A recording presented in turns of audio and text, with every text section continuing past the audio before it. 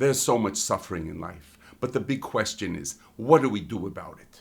In this video, I want to give you a little help so that you can reduce the level of your suffering, the level of your emotional stress and tension in order to have a better life. Hi guys, my name is Eddie Lindenbaum, and I'm the owner and founder of EddieForLife Coaching and Consulting. For over 40 years, I've been a successful entrepreneur. Today, I blend my years of entrepreneurship, being a businessman, together with a lifetime in the martial arts, as well as being more than 2 decades in the spiritual practice. I do that in order to give value to the world, hoping that maybe I can give you something of value, so that will change your life for the better. You can be happier and more successful in everything that you do. So let's get into it.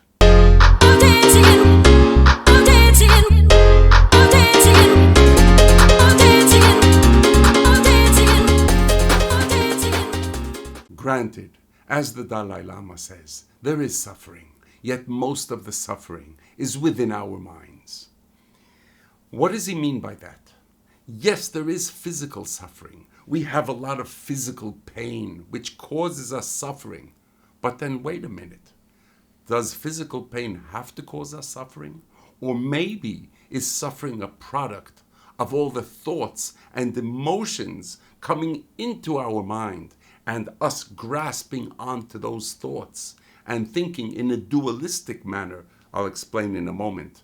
Dualistic meaning I keep comparing how I was, how I should be, and thinking in a dualistic manner that maybe things should be different from what they are. And when I think that way, then I start to have emotional suffering, tension, and it starts ruining my life.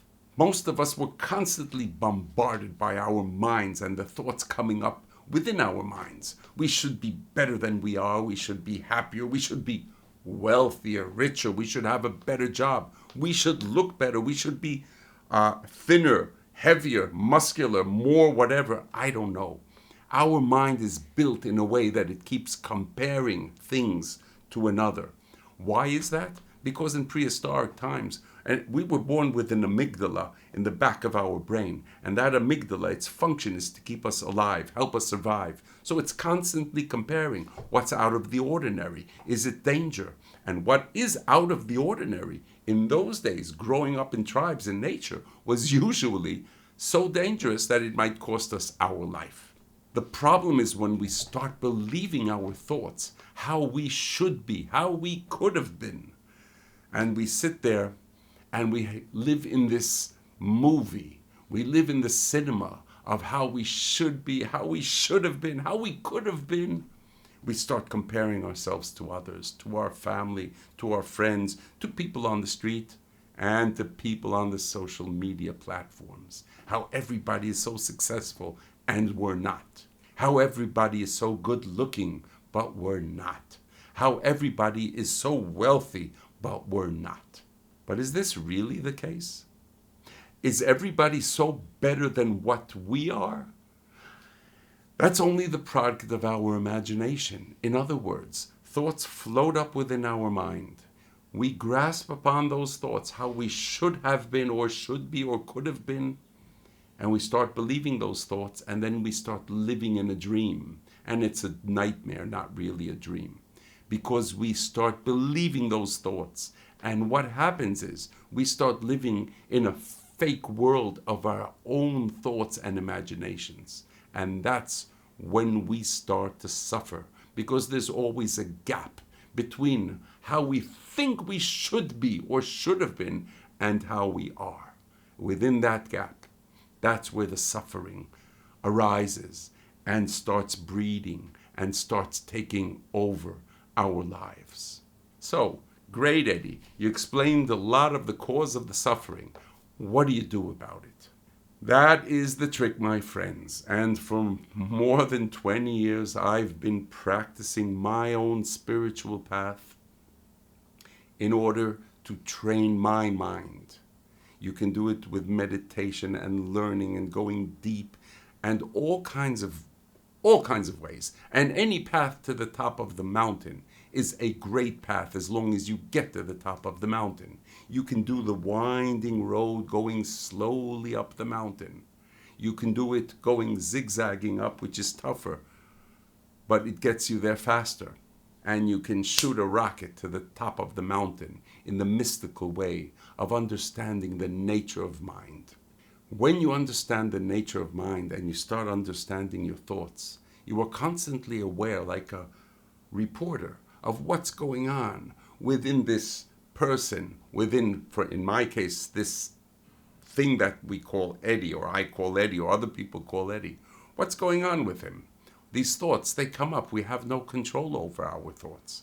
And yet, we believe them and we treat them as if those thoughts are reality. In essence, those thoughts are nothing more than thoughts. They are part of reality, like noise, like light, like anything else in reality. But they are not the reality. They are part of reality. And when we start believing our thoughts, then we make them into our reality. And that is the danger. Because when we make those thoughts into reality, and we start believing how we should be or could have been or should have been, then we start feeling terrible and we start ruining our lives. Work on your mind. Start meditating. It's one of the best tools to live with the thoughts and become aware of your thoughts. Meditation and the spiritual practice is not in itself a goal. It is only a tool so you can lead a better life. There's no way we can really know what reality is, because everything we think about reality, it's not.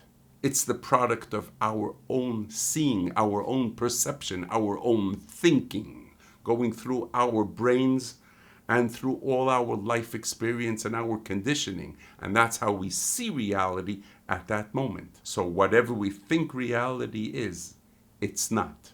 Yes, I know that sounds very Zen-y, and yes, I am deep into Zen and the Japanese Zen and the Chinese Tao and the Tibetan Mahamudra and the Dzogchen, which are the more mystical paths of training the mind. And yet, we cannot know truly reality, yet we can know what reality isn't. And maybe that's enough, because whatever I think reality is, it's not. And then we keep an open mind, becoming open to whatever is going on. And by doing that, we will act more relevantly in life. We will deal with what is and not what we think is going on. How does that make us happier? I'll tell you. The moment somebody starts coming at you and starts insulting you, right away our emotions come up to the surface. We have these thoughts. That son of a bitch shouldn't talk to me that way. She should never say these things about me. They shouldn't talk to me in that manner. And then we become insulted, and then we become angry, and then we lash out at the other person, and we cause even more damage. Instead of that, within the awareness of our own minds, then we can see our own thoughts and see them only as thoughts. Yes, the anger might come up, but it will not move us into action. It will not take control over our actions, and we will not cause more damage for ourselves and others. And that maybe is the goal of the spiritual practice, to become more aware, to become more relevant, and to have compassion for others who might not be aware the way we are aware. I hope I brought you a little bit of value within this world of suffering and what to do about it, and within the nature of mind and dealing with our thoughts and emotions. I hope you put this into practice, and should you want more on this matter, then you can always like the video so maybe others could see it also. If you want to subscribe to my channel, that's fine. And if you don't, that's also fine. But anyway, thank you for watching, and I'll see you in the next one.